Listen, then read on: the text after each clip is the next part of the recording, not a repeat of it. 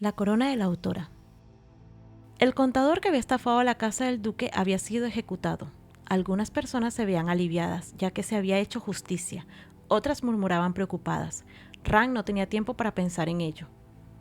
Una vez estaba en su despacho mirando los registros de todo lo que se había robado el contador, no se sorprendió que hubiese gastado todo en apuestas. En conclusión, fue más el dinero que se había robado que el que había ganado jugando. Típico. Pasaron las horas y seguía trabajando. No fue sino hasta el anochecer que desvió su mirada ante una voz que le hablaba. ¿Se encuentra bien su salud?, preguntó alguien. Ran miró al personaje. No sabía si había estado mucho tiempo ahí. Se trataba del comandante. «Oh, Sir Blaine», saludó sonriendo feliz. «Pues podría ser peor. Podría estar muerta». Bromeó un poco. El hombre sabía que de todos en la mansión, su señora era la que más estaba concentrada en su trabajo. «¿Me han dicho que ha encontrado algo?» «Sí, encontré la cueva, pero no había joyas. Lo único que había era esto».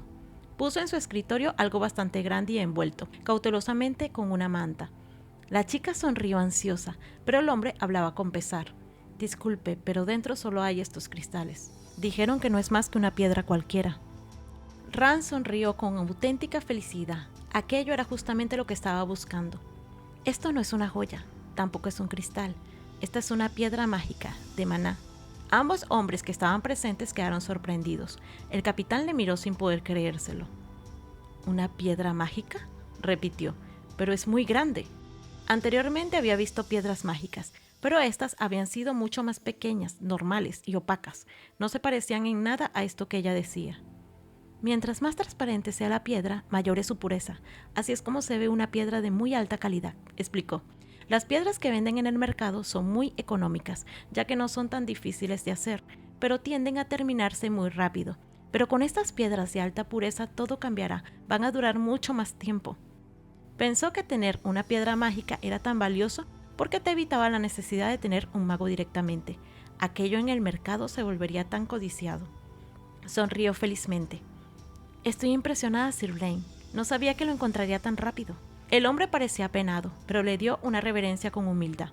«Solo cumplí con mi deber, no ha sido nada». Mientras tanto, Ran se encontraba pensando la forma que podría sacar a la venta aquel nuevo descubrimiento. ¿Quién sería la mejor persona para hacer una sociedad y sacarlo al mercado? De los tres grandes, el otro más importante era la Rosa Dorada sin duda. Debía ponerse en contacto con ellos. Felicitó a Sir Blaine y lo mandó a descansar.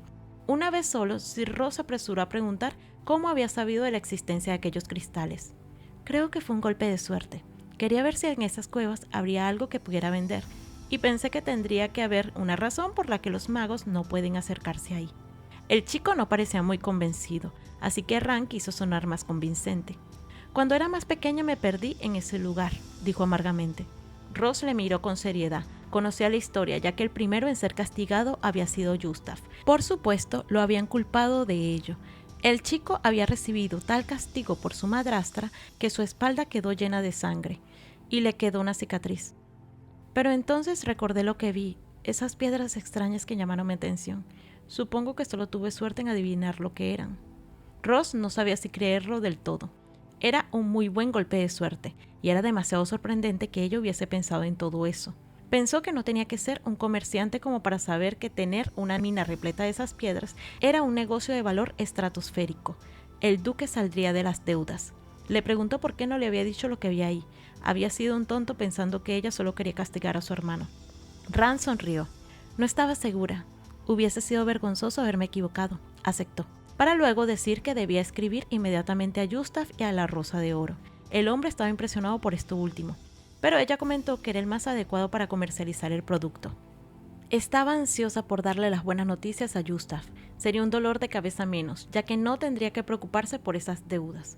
Luego pensó que debía darse prisa, ya que, en cuanto terminara con sus asuntos, iría a buscar al otro protagonista masculino. El pobre debía ser un esclavo en ese momento, y si llegaba el próximo año e iba al vertedero, su vida se volvería un verdadero infierno. Debía intervenir antes de que ocurriera. Originalmente era Gustav quien le rescataba en 2 años y luego tomaría su posición como patriarca. Pensó también que ya faltaba poco para que la heroína llegara también a ese mundo. Recordaba que ella venía de otra dimensión y caería en ese ducado. Se llamaba Ishina y la había descrito como una persona adorable.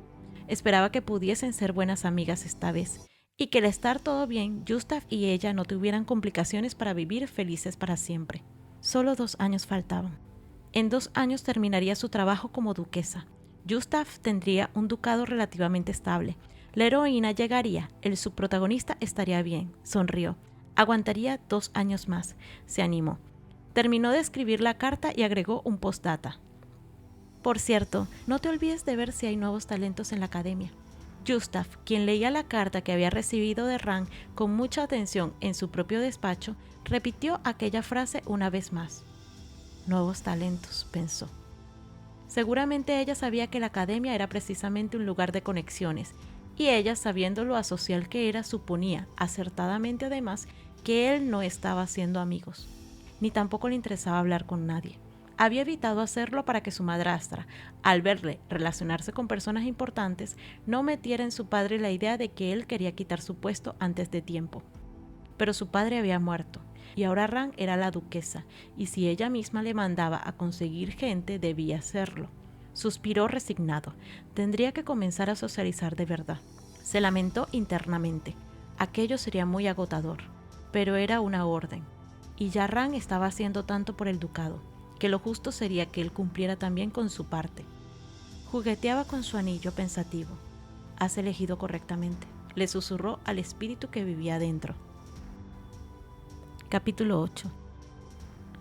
Hay una chica angustiada, que alza sus ojos al cielo, en donde podía ver una guillotina justo encima de su cabeza. La imagen es clara. Escucha los gritos a su alrededor diciendo que la maten. Estaba en la plaza del pueblo, rodeada de mucha gente que parecía odiarla intensamente. ¿Qué está pasando? Estaba intentando hablar, pero no salían las palabras. Cruzó su mirada con la de otra persona, unos ojos azules totalmente fríos. Estoy aquí para hacer justicia, dijo el otro a la multitud. Yo, Gustave, maestro de la llama azul, haré la ejecución. ¡Que mire la guillotina caer!, gritaron. Tembló sintiéndose terriblemente asustada. La empujaron de espaldas con el filo de la hoja ante su cara. Querían que sintiera el terror hasta el final. No, quería gritar, yo no soy Ran, no lo soy. Pero no pudo decir nada y vio la hoja de la guillotina cayendo. Ran se despertó. Nuevamente todo había sido un sueño. Y aunque fuera una pesadilla, el terror que sentía en ese momento era real. Se palpó el cuello y miró la oscuridad tratando de calmarse. Debía ser por causa del estrés. Había tenido mucho trabajo últimamente.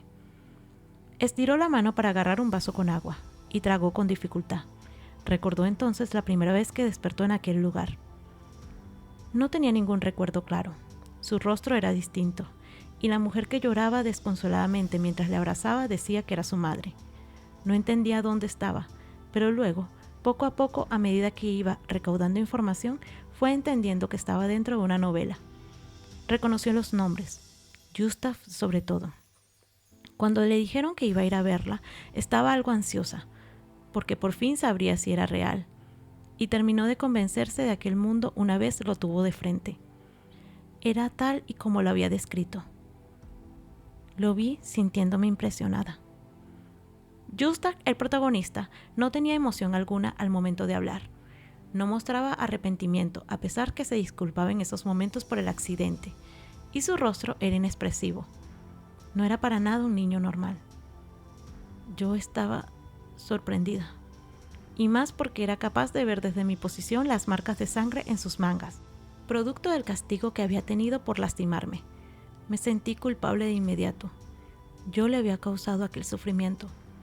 Había escrito esos castigos físicos y emocionales que le habían convertido en ese personaje sin alma. Fueron mis palabras los que causaron que los protagonistas en este mundo padecieran horriblemente. Fui yo, y no podía decirles que solo debía esperar a que llegara la protagonista para ser feliz. Y aunque intentara arreglar las cosas, no parecía que Gustave pudiera perdonar todo el daño que le había hecho. En 2 años comenzaba la verdadera historia. Ella debería estar muerta en estos momentos. Quizás por eso tenía esos sueños que parecían premoniciones. Sí que estaba preocupada, pero de inmediato trató de calmarse. Aún tenía 2 años, se repitió.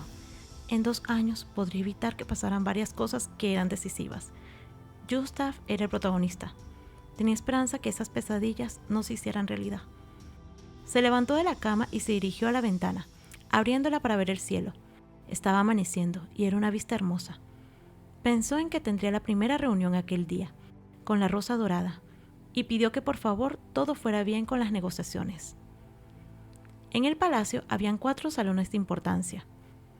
Había llegado la representante de la rosa y le mandó a pasar a la habitación verde, la que solo era destinada para los altos cargos, y aquella era una reunión extremadamente importante. Una vez entró a la habitación donde esperaba a su visitante y vio quién había asistido, supo que hizo bien en asignársela. La mujer se levantó e hizo una reverencia con gracia. Ella era de una belleza impresionante.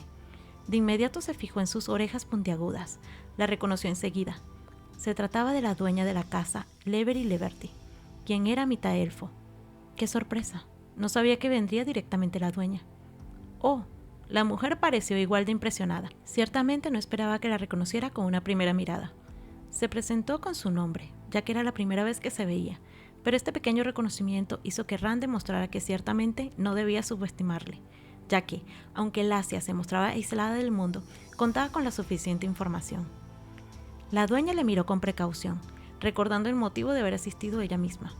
Y era porque la duquesa de Lacia había sido astuta al incluir en su carta un pedazo de piedra de maná.